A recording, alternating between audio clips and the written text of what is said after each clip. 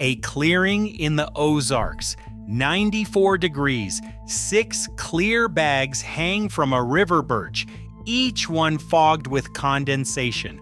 A woman snips a corner and fills a jar with water. Her well pump broke weeks ago. Repair estimate $4,200. Never paid it. By the end of this video, you will learn how much free water your own trees produce daily and why the water industry hopes you never find out. What I found on that Missouri property changed everything I thought I knew about collecting water. I am Greg, and this is Building Grounds with Greg. If you are new here, hit subscribe because what you are about to hear will change how you see every tree on your property. Now let me take you back to that clearing. Last spring, I drove 4 hours south into the Missouri Ozarks to meet a woman who had been collecting drinking water for over 4 years. I had seen her posts on off-grid forums for months, blurry photos, hand-drawn diagrams, yield numbers that seemed too simple to be real, so I went. What I found was not complicated. It was embarrassingly simple. 6 clear plastic bags, the 55-gallon drumliner kind, were sealed airtight over leafy branches of a river birch and 2 black walnut trees. Each bag sat on a south-facing branch catching full sun from morning through mid-afternoon. A small pebble inside the lowest corner of each bag created a collection point where the condensation pooled. A paracord rig angled every bag downward, so gravity moved the water to the lowest point automatically. I brought my own tools. I slid a $12 digital probe thermometer through the tie point on one bag. The air inside read 118 degrees.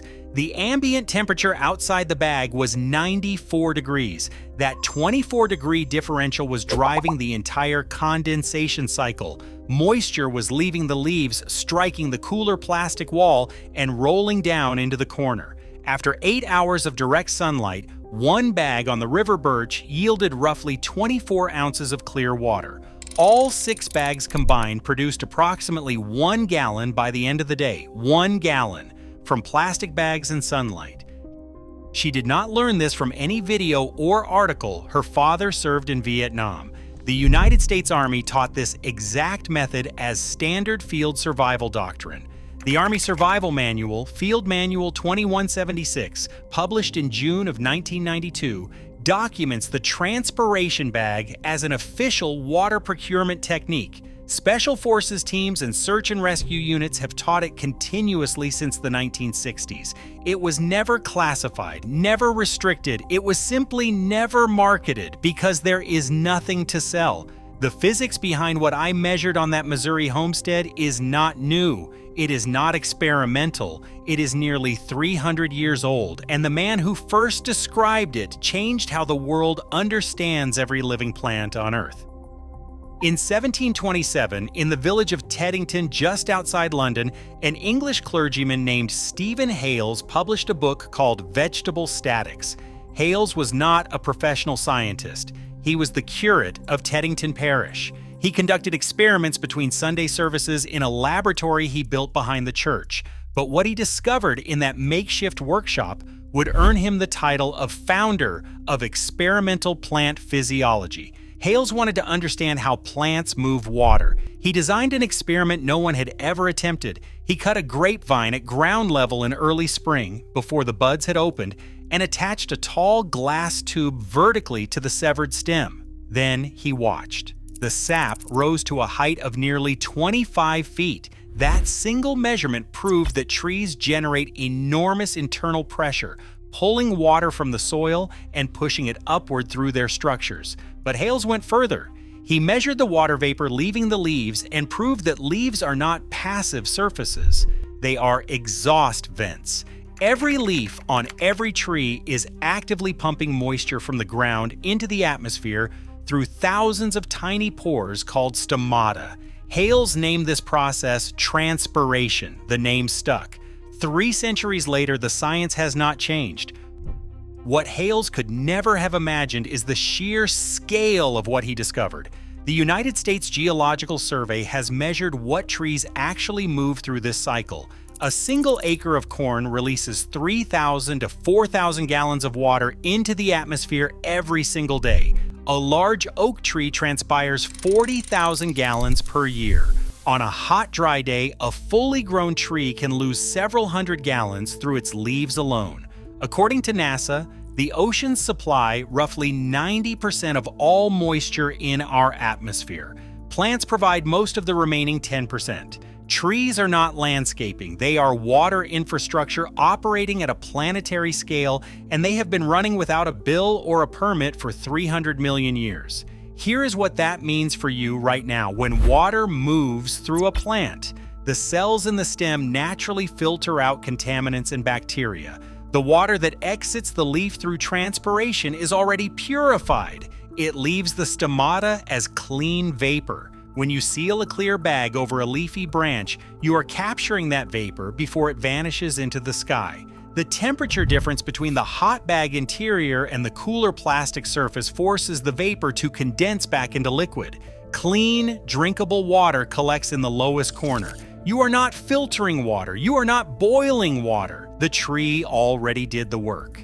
Peer-reviewed research on wilderness water procurement has found that a single transpiration bag yields between 1/3 of a liter and 1 full liter per day in field conditions. Multiple bags placed on high transpiration species like willow, cottonwood, and river birch routinely push past 1 gallon of combined daily yield in peak summer. The military has known this for 60 years. Survival schools teach it openly. So why has this knowledge disappeared from every homeowner emergency plan in America? That disappearance was not an accident. The global bottled water market was valued at over $451 billion in 2025.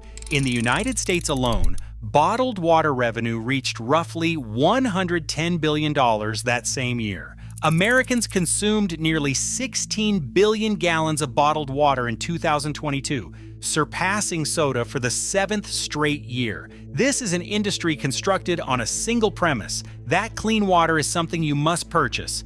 That belief is worth nearly $500 billion annually. A $5 trash bag on a tree branch threatens the foundation of that belief. The International Bottled Water Association is the primary trade lobby protecting this market. According to Open Secrets, the IBWA spent over $430,000 on federal lobbying in 2024 alone.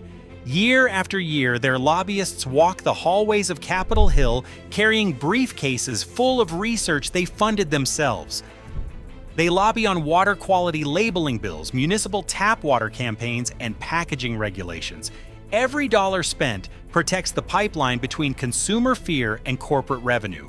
Nobody banned transpiration bags. Nobody classified the technique. What happened was quieter and far more effective. The knowledge was replaced. The FEMA Emergency Preparedness website recommends storing 1 gallon of purchased water per person per day for emergencies.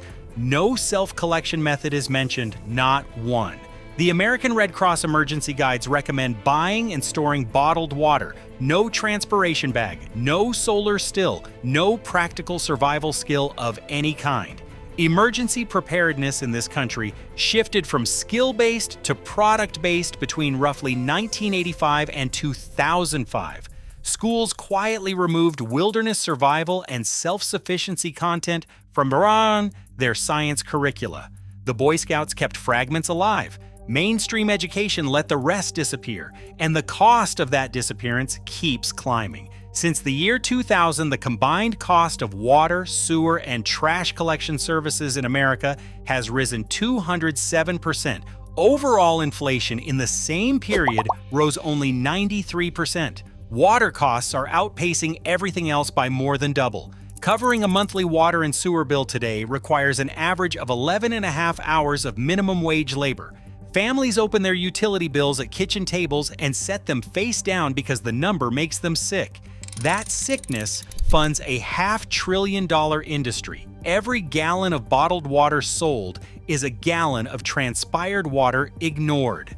Every emergency kit packed with $12 flats of plastic bottles represents a family that was never taught to hang a bag on a branch. The water was never scarce. The knowledge was, and the people who sell you water have no financial incentive to teach you how to collect it for free. Now, if you do not own land, if you are not off-grid, if you are sitting in a suburban house or an apartment right now, stay with me, because what comes next works in any home, costs under $300, and requires 0 permits in most jurisdictions. Here is the number I promised you at the beginning of this video, the one measurement that changes everything. A single mature oak tree transpires 40,000 gallons of water per year. That works out to roughly 110 gallons every single day, but remember, that water is evaporated evenly from tens of thousands of individual leaves spread across a giant canopy 50 feet in the air.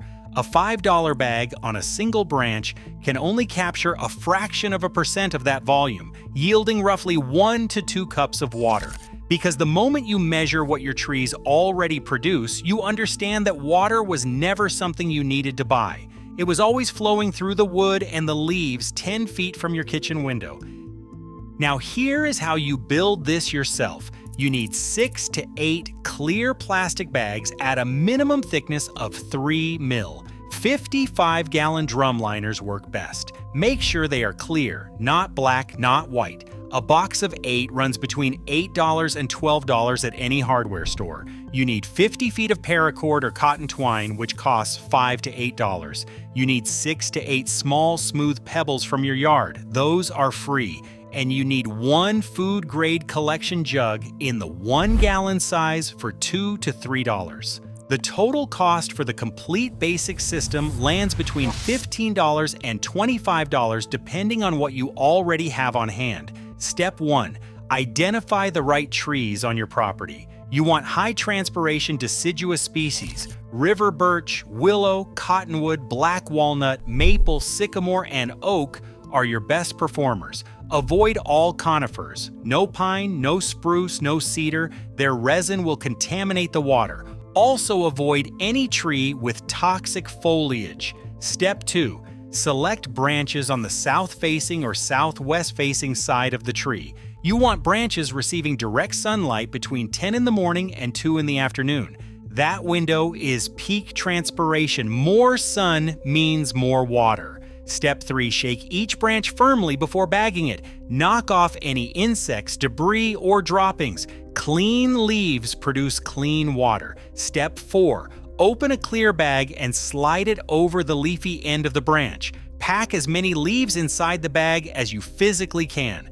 Leaf surface area determines your yield. More leaves means more vapor. More vapor means more water. Step 5. Drop 1 small, smooth pebble into the lowest corner of the bag. This creates your collection point where condensation pools by gravity. Step 6. Tie the open end of the bag tightly around the branch with paracord. The seal must be completely airtight. Any gap allows moisture to escape into the open air instead of condensing on the plastic walls. Angle the bag downward so the weighted corner hangs below the branch. Step 7. Distribute your bags across multiple branches and multiple trees. Place 4 to 8 bags total, but never put more than 3 on any single tree. Spreading the load protects the trees from stress and maximizes your combined daily yield. Step 8. Collect your water at the end of day by snipping a small corner of the bag over your jug. Retie the corner after draining and reuse each bag for up to 48 hours. Then rotate to a fresh branch and give the previous one 2 full days to recover before bagging it again. 3 critical things to know. First, the transpired water is already naturally filtered by the tree's own cellular structure. Even if the tree species is non-toxic, water collected from a transpiration bag should always be treated, filtered, or boiled before drinking, as the inside of a hot, humid plastic bag is an ideal breeding ground for bacteria, mold, and bird-dropping contaminants. Second, for extended daily use, or for anyone with a compromised immune system, strain the water through clean cloth and then either boil it for 1 minute or place it in a clear plastic bottle in direct sunlight for 6 hours. That solar disinfection method handles any remaining pathogens. Third, never use bags on trees that have been sprayed with pesticides or herbicides, and never bag a tree within 50 feet of a road carrying heavy traffic. For those of you who want a permanent hands-off collection system, here is the advanced version. It stays well under $300. While you can experiment with running clear vinyl tubing from lower branches down to a central container at the base of the tree to catch runoff, keep in mind that gravity-fed line systems on moving outdoor branches are highly prone to airlocks, kinks, and microbial slime growth if left out long-term. It operates every warm month of the year without electricity or maintenance. The trees do not need a power source. They do not send a bill. They do not break down after 15 years and need replacing. Do not forget, if you want to take your off-grid electrical game to the next level, my buddy over at Off Grid Ohms with Oliver has got you covered. Go show him some love.